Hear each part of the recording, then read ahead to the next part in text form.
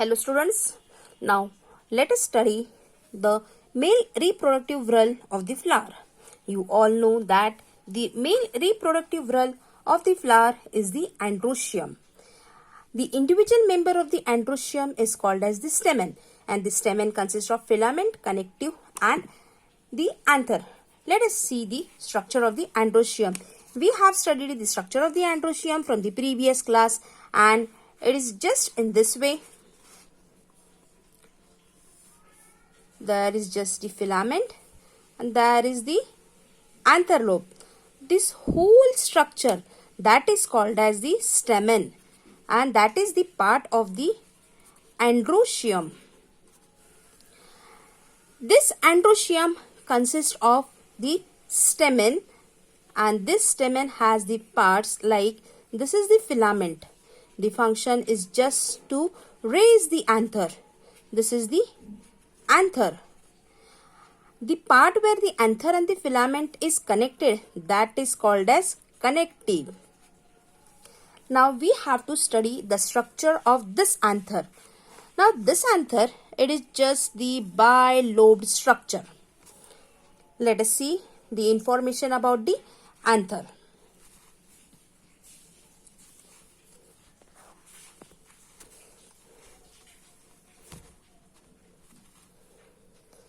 Now the mature anther is represented by the parenchymatous tissue surrounded by a single layered epidermis. This part, it is made just of the parenchymatous tissue surrounded by the single layered epidermis. Anther is dithecous, having two lobes, this one and these two. These are the two lobes, hence it is the dithecous having two lobes, and tetrasporangiate. Tetrasporangiate means inside you will find there are four parts. 1, 2, 3, 4. That is the tetrasporangiate. Sometimes each monoecious anther contains two pollen sacs, and in dithecous anther 4 pollen sacs are present. So first pollen sac, second, third and fourth. This is the reduced structure. We have to see this in the enlarged. So it is the tetrasporangiate structure.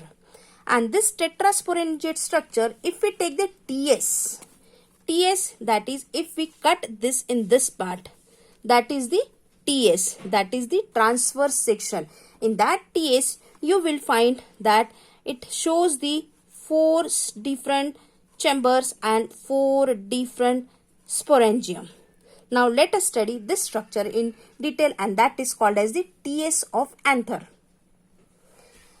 Now the archisporangial cell divides into the inner sporangious cells and the outer primary parietal cells. That is, it has only the inner and the outer cell.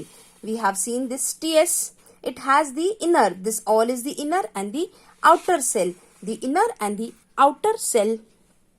Outer is the outer primary parietal cell. Sporogenous cell forms sporogenous tissue.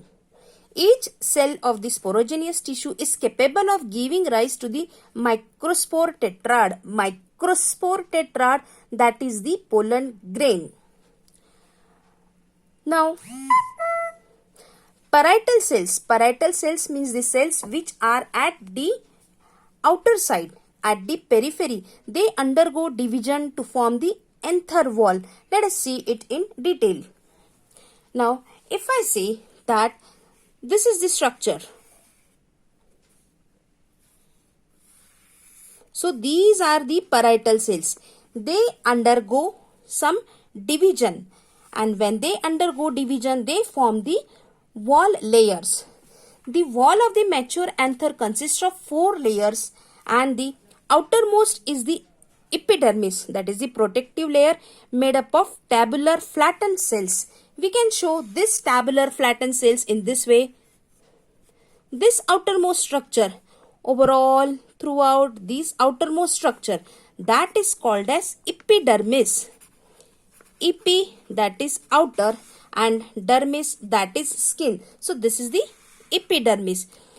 After the epidermis, you will find the endothecium, and that is the subepidermal layer. Subepidermal layer, after the epidermis the layer is present, that is called as subepidermal layer, and made up of radially elongated cells with fibrous thickening.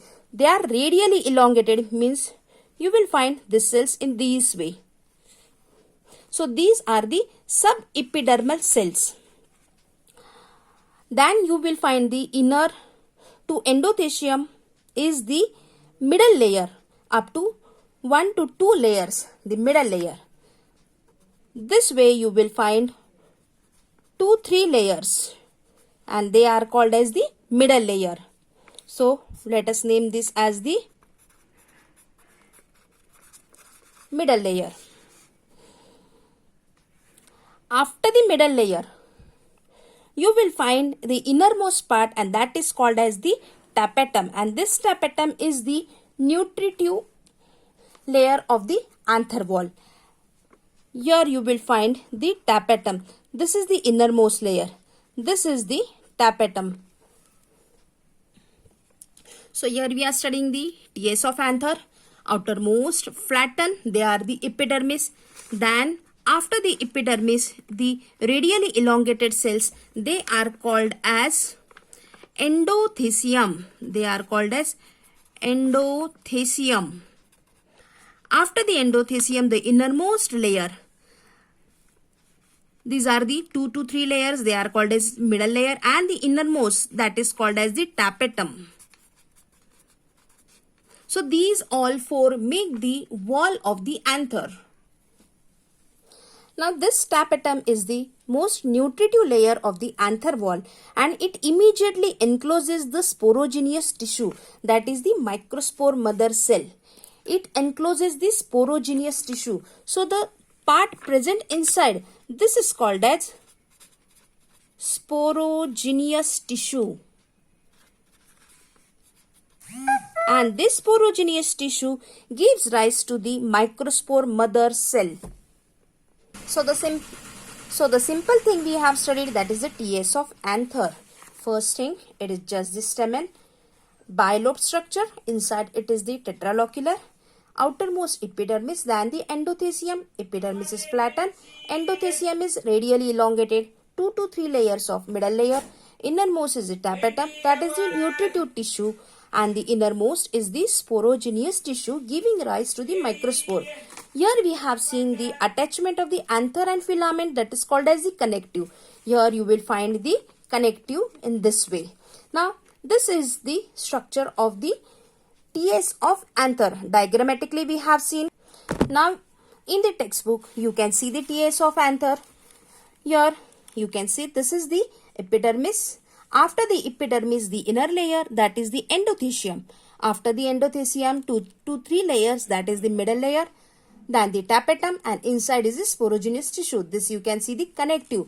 At maturity, that is when the growth is completed, you will find that it breaks and the pollen grains are given out. It is said at dehiscent onset, when it grows, it becomes mature, the pollen grains come out of it.